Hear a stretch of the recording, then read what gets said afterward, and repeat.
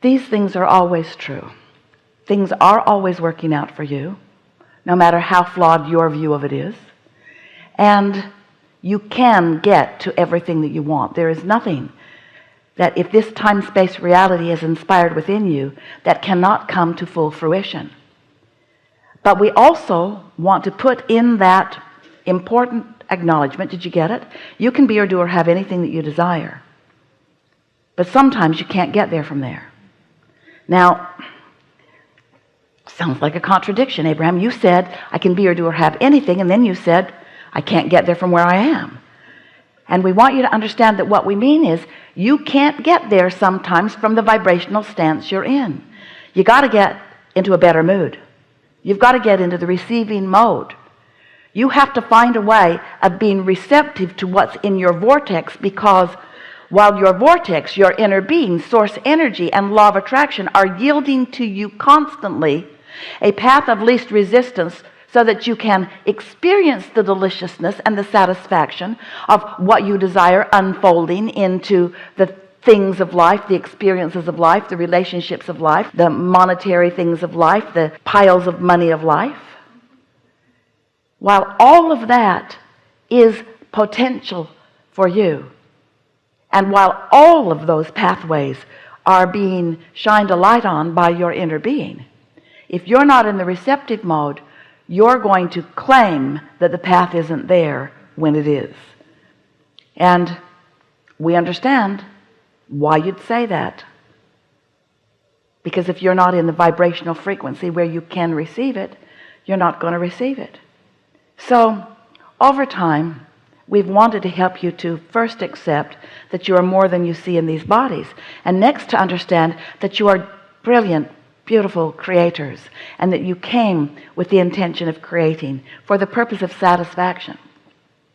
We also want you to understand that this universe is vibrationally based, and so you have to accept yourself as a vibrational being, and you have to understand how it is that you offer vibration. You have to understand how vibrations turn to thoughts and how thoughts turn to things, which means you've got to understand what reception is. So when we say to you that you've done step one and you've filled your vortex full of enough things to keep you busy for 20 or 30 lifetimes, we're not kidding you even a little bit. In fact, we're so serious about this vibrational reality that we gave it a name. We call it this vortex, this spinning, summoning, collecting, and gathering up cooperative components for you. Wrote a whole book about it, a couple of books about it, so that you would accept its validity. And then we began saying to you, but you've got to get into the vortex. You've got to be a vibrational match to what's in there. And you've been patient with us over time. We hear you. Abraham, how can I get my money out of the vortex and into the bank? How can this vibrational reality that you all are so excited about, how can it become tangible for me? Because I'm a human being. I'm in physical form. I came into this leading edge. I want manifestations. I want manifestations. I want my creations to materialize so that I and others can enjoy them. And we say, that's what we've been talking to you about for a while.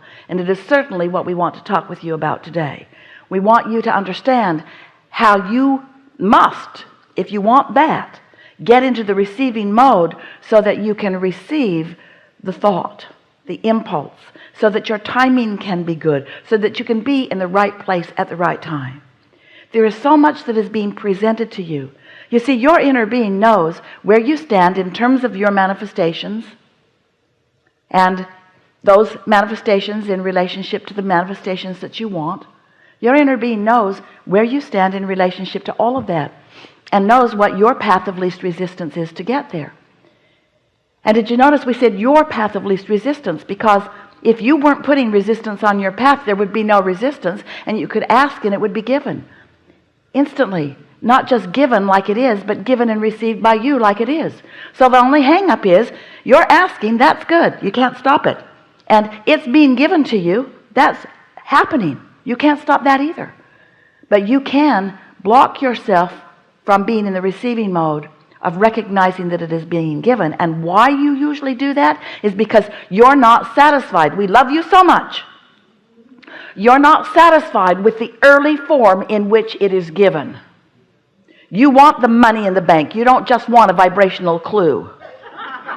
You want your lover with you, living with you, enjoying life with you. You just don't want to be guided over here and over here and over here. But you've got to find a way of accepting that it is a process, and it's a process that's coming to you at the speed and at the clarity to which you have achieved the receiving mode. The only thing that's slowing it down is your unreadiness to be ready.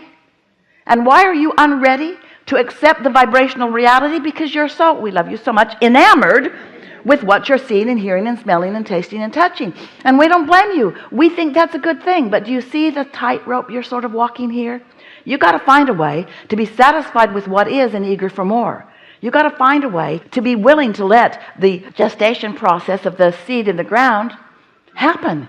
You've got to be willing to let what's ready for you become more and more ready, and you must hold yourself more frequently, more chronically, in an attitude of belief in your worthiness, in your ability, and in the universal laws of the universe to deliver to you anything and everything that you desire. Sometimes you're in the receiving mode and others aren't. Sometimes they're in the receiving mode and you're not. Not such good connections. But when you are and they are and you come together, then wonderful things happen. Wonderful communications happen. Wonderful path of least resistances happen. Wonderful timing happens. Wonderful answers to wonderful questions. When you are in the receiving mode, you are also in the giving mode. When you're tuned in and tapped in and turned on to this non-physical energy, then how is it that so often non-physical energy can express? You ever had a bird just show up and get your attention, and as you looked at it, you knew? At the same time you're seeing the bird, you know what that's about. You even might know who it is that's bringing you a message. And while the bird is going cheep, cheep, cheep, tweet, tweet, tweet, you're not hearing the sound of the bird. You're feeling the vibration of the bird. And so often it calls your attention to someone often dearly departed, and then often you lose your track because you focus upon who it might be that is bringing you the message, and then you miss them because they're not here. So you've tuned in accidentally, and then you tune out because you're misunderstanding that you just had a rendezvous with something that is bringing you information that if you could remain in the receiving mode, you would know, you see. And so the things that we want you to gather from this conversation that we're having today together is we want you to leave knowing unequivocally that anything that this time and space can inspire within you, it can yield to you. If you can want it, you can have it. But you've got to understand that law of attraction is the basis of the combining, and you've got to understand what it is that you are in this moment in time in the reception mode of. Because sometimes, without meaning to be, you are in the receiving mode of the absence of what you want instead of the receiving mode for the presence of what you want.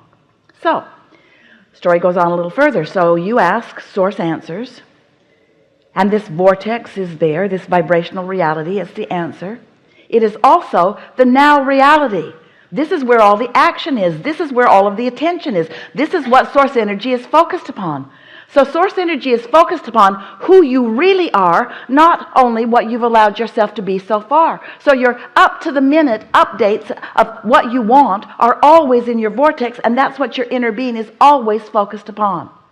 Now think about it. What you know about law of attraction and the way law of attraction is responding to that powerful vortex, this is the energy that creates worlds. These are creators that are keeping your planet spinning in perfect proximity to other planets. It's nice to have them on your side, and they are focused upon what you want, and law of attraction responding to that powerful vibration.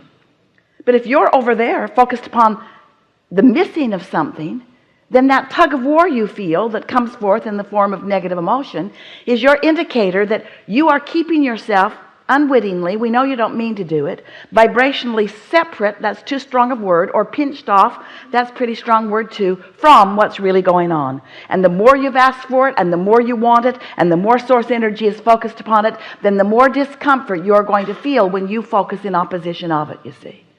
So once you put all of these pieces together, once you understand that you are the creator of your experience, and that the only thing that has really gone wrong for so many of you is that you've misunderstood that when you ask that this process of creating is really 3 steps. You ask, source answers, and you've got to get into the receiving mode. How often do you hold yourself just asking the question over and over and over again? Where is it? I want it to come. Do you know that the vibration of a question and the vibration of an answer are different? The vibration of a problem and the vibration of a solution are different. You've got to get into vibrational sequence with what you're asking for. When you sit with the intention of what many call meditating, we'd like to offer a different label to it because there's resistance even in the idea of that. But if you can decide that you want to quiet your conscious mind enough so that the non-physical mind that is purely focused upon all that you've become and the wholeness of who you are, if you can find a way of tuning into the vibrational frequency of that, those vibrations, once you learn to sit there for a little bit within them, will begin to turn to thoughts. And when those thoughts come, you will feel and understand, while we don't want you to focus very much upon them, the pleasure and the satisfaction of that thought.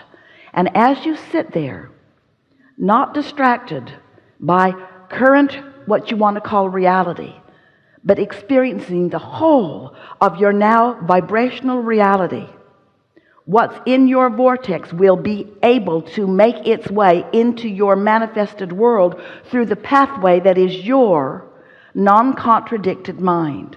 Does that sort of make sense to you? So, have you ever sat to meditate? Do you sometimes do that?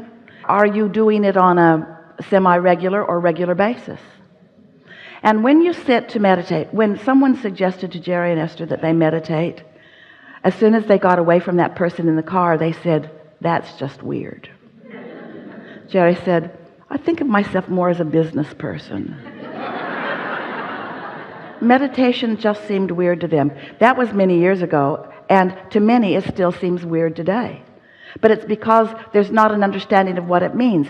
Meditation, if you understand it, and you're about to, will take you back to the core vibration that is unchallenged by beliefs that are keeping you from what you want. Meditation will take you to the vibrational frequency that your inner being is, and as you're able to maintain it for a little bit, law of attraction will bring momentum to that. So when we talk about law of attraction, what we're really talking about is momentum. We're really talking about you being at some starting point, and law of attraction bringing the next and the next and the next and the next and the next and the next and the next. So if you're irritated by something, law of attraction will bring you more and more and more and more and more and more and more and more and more of things like that. If you are in love with life, law of attraction will bring you more and more and more and more and more and more and more and more of that. But we love you so much. We love you so much. You are sloppy in your thinking. You are reactive in your thinking. You are letting everything in the world be the reason that you are offering the vibration that you're offering, and then you are in opposition to what you really want. You can't get there from there. So, when you sit to quiet your mind, at first it's very difficult because your mind has been trained to be responsive to your environment. But when you quiet your mind, and what that requires is focusing upon something quieter. Esther sat to meditate yesterday, and she had a load of clothes in the washing machine, and a door closed, but she could still hear the clanging and the banging of the zipper on the jeans. And it kept her from being able to withdraw from her physical experience. Just something that simple. And she thought, well, it'll stop in a minute, but it didn't. It was an hour and 12-minute cycle. And so it wasn't a good choice of a time or a place for her to intend to quiet her mind. If your telephone's going to ring, it's not a good time or a place to sit to meditate. You want to find a time when you are not likely to be interrupted, in a space where you can really control the environment a bit. It's good if you can shut out the things that you're mostly physically attracted to. So as you sit in this comfortable position, it doesn't matter what it is as long as it's comfortable. And as long as you believe that you can maintain it for at least 15 minutes without needing to squirm around,